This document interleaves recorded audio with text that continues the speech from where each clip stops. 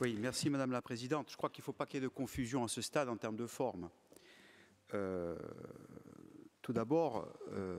c'est le président de la commission d'enquête parlementaire, en accord avec le rapporteur, qui sont légitimes à demander la déclassification d'un certain nombre de données. Il n'y a pas d'ambiguïté là-dessus. Et une initiative politique démocratique, puisque nous ne sommes pas dans un cadre judiciaire, nous sommes le Parlement, nous sommes l'émanation du Parlement, donc du contre-pouvoir législatif, peut recevoir le soutien, à travers une motion, d'une assemblée territoriale concernée. Nous ne sommes pas dans le cadre d'avocats, dans une procédure judiciaire, nous sommes dans le cadre d'une commission d'enquête parlementaire du pouvoir démocratique qui contrôle l'appareil judiciaire, puisque je vous rappelle quand même que le champ de la commission d'enquête couvre et l'appareil judiciaire, les dysfonctionnements de l'appareil judiciaire, c'est important, l'administration pénitentiaire, et évidemment la gestion des DPS, le parcours des longues abbés, et évidemment les services de renseignement, puisqu'ils se sont chacun prêtés au jeu, je veux dire qu'il est obligatoire de se tenir au service de la commission parlementaire. Personne, je dis bien personne, sauf à ce que l'on morde sur l'enquête judiciaire, pas même, je le dis, même, on n'ira pas jusque-là, pas même la plus haute autorité de ce pays ne peut refuser de venir devant une commission d'enquête parlementaire. C'est comme ça. C'est aussi fou que ça puisse paraître. C'est comme ça, et c'est la réalité des contre-pouvoirs démocratiques lorsqu'ils existent, ou du moins lorsqu'on peut les appliquer à la lettre et lorsqu'on a la volonté, la détermination de les appliquer à la lettre. Bon, je dois dire qu'à ce stade,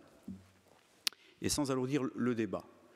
si nous sommes amenés, je parle avec Laurent Marcangeli en tant que rapporteur, puisque je répète que cette demande fait l'objet d'aucun début de commencement d'analyse nuancée. Il n'y a pas de nuance dans cette histoire entre la rapporteure Laurent Marcangeli et le président de la commission d'enquête parlementaire, comme je dois dire qu'il n'y en a pas non plus avec l'ensemble des députés qui composent la commission d'enquête parlementaire. C'est extrêmement important et grave ce que je suis en train de dire. Il faut que chacun en prenne la dimension démocratique, politique et les conséquences que ça pourrait avoir. Donc la demande de déclassification, qu'elle soit appuyée démocratiquement par les élus légitimes du territoire de la Corse qui a été touché par ce drame, même si évidemment la commission d'enquête parlementaire aura aussi des recommandations générales pour que demain un tel drame n'arrive pas, bien sûr, ça fait partie de ses prérogatives. Nous sommes là aussi pour voir, il n'y a pas d'ambiguïté là-dessus, ce qu'il s'est passé et faire la recherche la plus lointaine sur le chemin de la vérité. Bien. Si nous avons été amenés, Laurent Marcangeli et moi-même, à dire qu'il fallait déclassifier des documents, c'est bien que nous sommes en train d'acter, et les choses sont actées, un certain nombre de dysfonctionnements et d'ambiguïtés très importantes qui altèrent les travaux de la Commission pour la recherche de la vérité, qui nécessitent la demande de déclassification. Et d'ailleurs, sans trahir de secret, l'ensemble des partenaires, y compris du renseignement, qui sont venus devant la Commission, ont convenu que c'était un pouvoir de la Commission de le faire. Donc il n'y a pas d'objet, il n'y a pas d'enjeu, il n'y a pas d'ambiguïté. Il y a une démarche sous l'angle judiciaire qui est faite, je ne vais pas m'étendre, parce qu'on m'accuserait de mordre sur l'enquête judiciaire, mais par contre, le Parlement a jugé et juge par le voie de la commission d'enquête qu'il faut le faire, et il n'y a pas de discussion sur le fait qu'il faut le faire. Donc, si nous avons été amenés à le faire, c'est tout simplement parce qu'il y a un problème qui a été sorti dans la presse, notamment hier, mais qui était évoqué auparavant, c'est que nous sommes aujourd'hui en certitude de considérer que l'individu en question est ce qu'on appelle, c'est un terme technique, ce n'est pas un terme inventé, un haut du spectre des fichiers radicalisés, c'est-à-dire parmi les à peu près 450 à 500 terroristes islamistes qui sont emprisonnés dans les prisons françaises, il y en a à peu près 100 par an qui sortent, il fait partie du haut du pavé, et que cette information n'était pas l'information connue, ni par la commission des lois le 30 mars, et encore moins, c'est ce que nous avons vu hier, et c'est ça qui dénote la gravité de la situation, par les inspecteurs de la justice qui ont mené l'inspection de fonctionnement du rapport de l'inspection générale de la justice, qui ont été catégoriques là-dessus, que selon eux, non seulement l'administration pénitentiaire n'était pas au courant de ces informations, mais qu'eux-mêmes, en tant qu'inspecteurs, n'en étaient pas au courant, et s'ils avaient été au courant, ils auraient insisté encore plus sur le fait qu'il était totalement anormal que cet individu, ce ne sont pas mes termes, ce sont les termes de Jean-Louis Domas, chef de l'inspection, ait pu accéder à un travail d'emploi général au sein de la prison. Ça veut dire que nous sommes dans un grand écart entre une information connue, d'un certain nombre de services et une négation de la connaître de l'administration pénitentiaire, alors que ça aurait dû avoir des impacts sur la façon de gérer l'individu en parcours carcéral. Je ne parle que de ce fait-là, mais ce qui nous amène aussi à demander la déclassification des documents, c'est qu'il y a d'autres contradictions qui sont intervenues, et d'autres manquements à la vérité devant les députés pour le coup en commission de loi qui ont été actés par les travaux de la commission d'enquête parlementaire aujourd'hui. Aujourd'hui, il est factuel qu'un certain nombre d'acteurs ont menti devant la commission des lois le 30 mars sur les incidents de l'individu. C'est factuel, c'est reconnu, y compris par l'inspection générale de la justice. Mais il y a d'autres éléments d'information qui sont arrivés et ont été enregistrés dans les logiciels d'information concernant d'autres incidents, en particulier une pression sur des détenus pour obtenir le poste d'auxiliaire, qui sont intervenus et qui sont aujourd'hui de nature à demander la déclassification de ces éléments pour continuer à entreprendre le travail de justice et de vérité. Nous sommes évidemment dans un cadre qui est un cadre,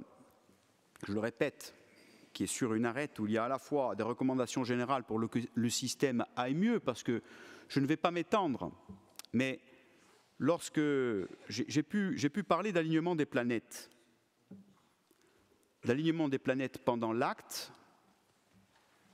d'alignement des planètes sur la genèse qui a amené l'acte. Cet alignement des planètes n'a pas été nié par les acteurs. Si je reprends tous ceux qui disent que c'est le fait du hasard, je pense en particulier au directeur de l'administration pénitentiaire, M. Ridel, il reconnaît que ce sont des actes extraordinaires où la réalité dépasse la fiction. Donc il reconnaît le caractère extraordinaire de cet alignement des planètes. Donc l'hypothèse du hasard ou de l'enchaînement des choses existe, mais si elle existe et elle est avérée, première hypothèse,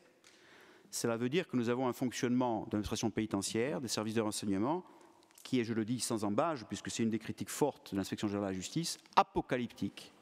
et qu'il y a de quoi s'inquiéter pour les 500 terroristes islamistes qui arrivent, parce que nous avons un fonctionnement du régalien qui s'effondre. Je pèse mes mots,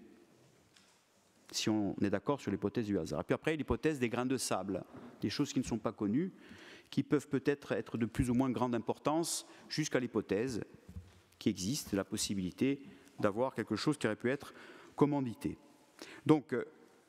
nous n'avons pas de religion, mais nous faisons avec Laurent Marcangeli, de manière honnête, un travail factuel. C'est très important. Je ne rentre pas dans le détail un certain nombre de choses qui sont déjà énormes en dessous, mais qui ont été révélées par la commission de ces grands écarts que j'ai évoqués tout à l'heure entre ce que disent les acteurs de renseignement et ce que dit l'administration pénitentiaire sur l'information sur l'individu, qui est le dernier, entre guillemets, lièvre levé mais nous faisons un travail factuel, et en tout cas avec une éthique de responsabilité et d'honnêteté, et nous continuons de le faire ensemble, et c'est pour ça que nous sommes convergents en la matière sur cette demande. Et le fait qu'on en puisse en parler aujourd'hui, c'est surtout pour faire en sorte que cette Assemblée soit associée évidemment à la fois à la demande, comme d'autres acteurs certainement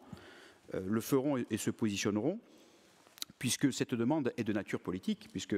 vous savez que le processus de la déclassification demande, dans le cadre du processus politique qui est le nôtre et que tout le monde veut voir repartir, une décision gouvernementale, une décision évidemment, un avis concernant certains services des ministères concernés, et évidemment une décision de la Première ministre. Sinon, il ne peut pas y avoir déclassification. Donc, c'est-à-dire que c'est un choix politique d'accéder à celle-ci qui est demandé à travers cette motion. Et c'est cela qui justifie le fait que les élus de la Corse puissent renforcer le poids de notre demande démocratiquement, parce que c'est un des points du processus politique, la justice et la vérité, pour Yvan Colonne, pour sa famille, pour la Corse et pour la démocratie